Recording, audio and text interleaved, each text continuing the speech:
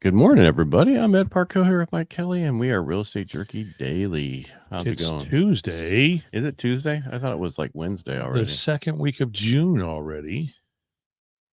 Second week of June? Yeah. Well, that means I got like 2 weeks left. Yeah. Whoa. Whoa. And you got one. You got to start worrying. Yeah. All right. So big news today. The NFIB Small Business Optimism Index came back and said, "Oh, we're 8 points higher at 90.5 in May, and instead of the 89.8." So we came in a little bit hotter, and then no one cares because it got worse. It was a little bit better this morning, and then it just got everything we had just went away. We're 1 basis point negative and 1 basis point up on the 10-year. Gotcha. So it didn't do anything. But Nothing. But VA came out and they fixed the temporary fix to allow buyer paid broker fees. This actually, as of Tuesday last week, they said this is the temporary fix we're going to do moving forward. It's effective as of the circular that comes out August 10th. Can you push this out any further right now? And then it'll be valid until it's rescinded after that. And then they're going to work on a permanent policy going forward once everything shakes out. Valid until rescinded. That's correct. Wow. Yep. I think that's what everything is. Yeah. Well, I did come across, we talked about this a while back about when we were looking at numbers. I think yesterday overall, like some of the states were showing a negative. I think we talked about yesterday. Yeah. And they showed, this was on Fox. Sorry, it's a horrible picture, but mortgage homes seriously underwater. 25% or more owe above estimate market value in Q1. Wow. Look, and these are all the Louisiana, the humid states. That's humidity. Well, this is where last minute everybody went to and go, okay, we're going to go here because this is the place to go to. Well, it's not where everybody wants to be. These are Louisiana, Wyoming, Kentucky. Not humid there, but that's where Mississippi, and sheep fear it. Yeah, Oklahoma. Kentucky. MISSISSISSI.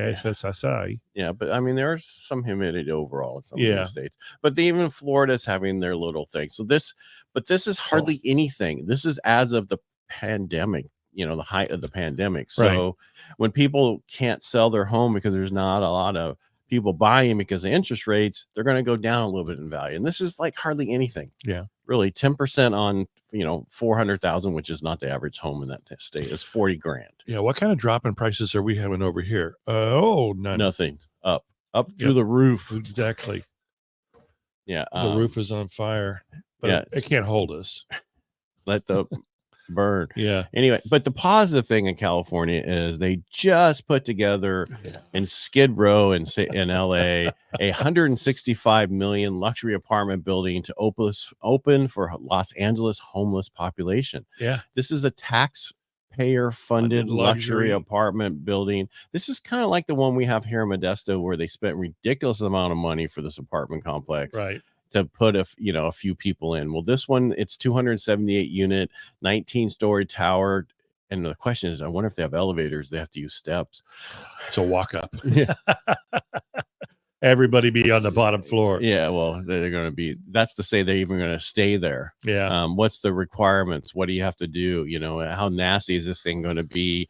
A little bit like, is it going to be like the projects in years ago that they used to be really nasty? They're full of garbage. Yeah, because they bring in all that stuff, go through it, and that's how they make their money. So how it's just going to be every room full of garbage? I don't know, but it's the unit is self-contained environment that will insulate its former homeless residents from the squalor and hopelessness.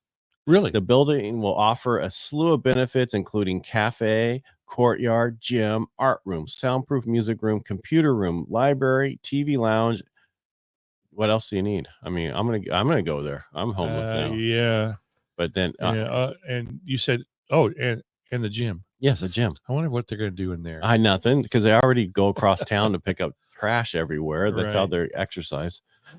This is one more waste of money, taxpayer money. Yeah, it's just kind of like that. Hey, let's get our alcoholics drunk during the day. That's San Francisco. Yeah, exactly. I know. I'm just saying it's those cities, those big, type of cities that are so far to the left. It's ridiculous. And one day they're going to come back and say, we don't like this. Because if you look at Jim Carrey's house, I don't know if he's been trying to sell his house for a couple of years. Yeah. Every year he's dropping it like $7 million to try to sell it to get out of there. Yeah. Nobody wants to buy it. Well, who wants to live in LA with everything that's going on? Right.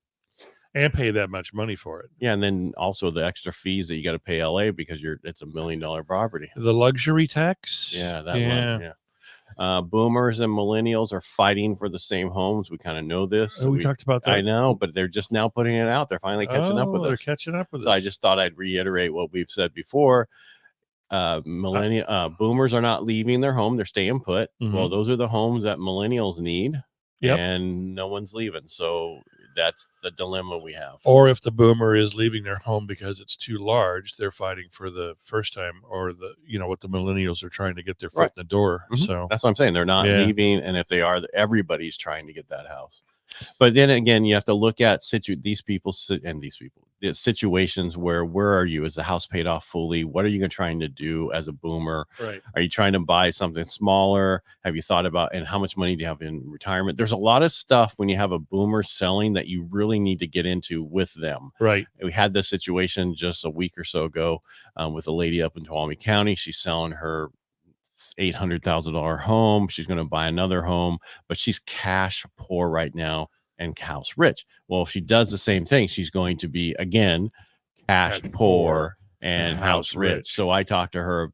She was a veteran. We were looking at different things, but the best thing for her was that reverse mortgage for purchase. Yeah, she gets to keep about $300,000. That's better. That she can put away, plus live in the house for the rest of her life. We could call that squirrel hole. What's a squirrel hole? That's where you put away your money. You just squirrel hole. Well, I know. I told her to put it in some other different things. She goes, Yeah. well, they say not to take it out and for investments. Well, you're not, lady. You're keeping it, but you're not going to want to put $300,000 in one bank account. No. You're going to want to put it in to where it earns something, so you get something on your money. Yeah. Is FDIC 200,000 now, or I think it's 250. 250. Yeah, okay. but I could be wrong.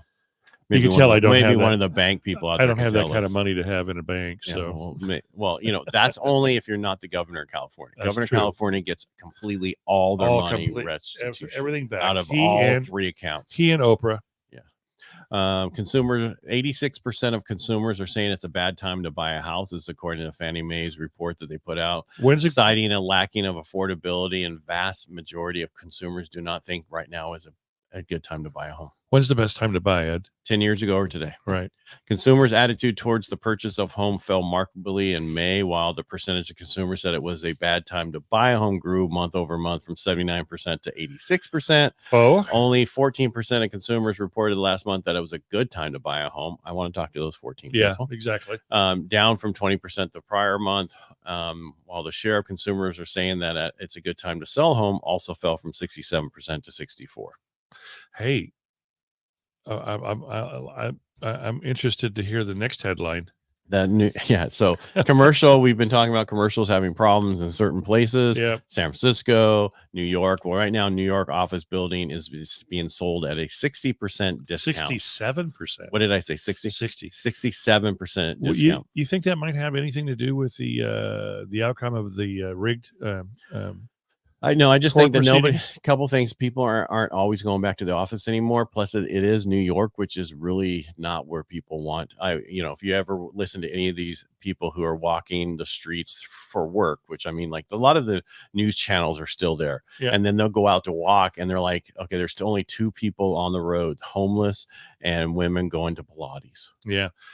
In their yogurt pants. Yeah. Well, and you have Grant Cardone, who said his company had millions and millions to invest, and they were really strongly looking at New York to start investing in. And after the outcome of the lawsuit, they said, nope, New York is not business friendly. We're not going to invest here. Boom. Ouch. Unforeseen circumstances when you have your blinders on because you have so much hate. Is that your statement? That's my statement of the day. I mean, you're sticking with it. I'm going to hang out with that one for a long time. Uh-oh, what did I just You do? went green. Am I back? You're back. Okay. No, that's your front. Har, har, har, Har, har. All right, har. let's call it a day. Tuesday. Yeah, let's call it a Tuesday. And thank you for being here. We really appreciate you. The person yesterday who uploads our podcast was a little overwhelmed, so they didn't get done with it, and it'll be done this morning, and this one will be done right after that. Yeah. All right, make it a great day. Thanks for being here, and we'll talk to you tomorrow. I think I know that guy. Yeah. Bye, kids. Bye.